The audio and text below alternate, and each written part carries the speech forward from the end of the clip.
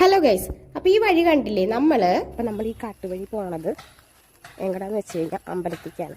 അമ്പലം കാണിച്ചു തരാം.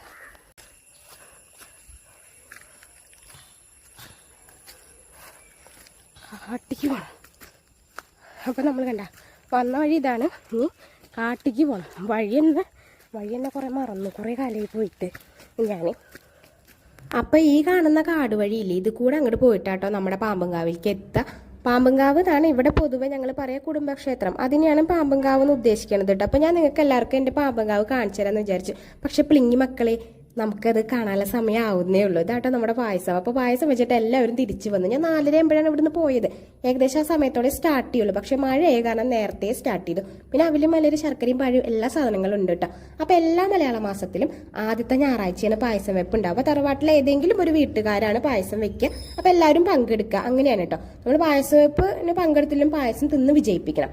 അങ്ങനെയാണ്. അപ്പോൾ ഞാൻ നിങ്ങൾക്ക് വേറൊരു ദിവസം നമ്മുടെ പാമ്പങ്കാവൊക്കെ കാണിച്ചു തരാം കേട്ടോ. പിന്നെ എല്ലാവർക്കും ഓരോ പൊതിയുണ്ട്. അവിലും മലരാണ് കേട്ടോ. അപ്പോൾ അത്രേ ഉള്ളൂ.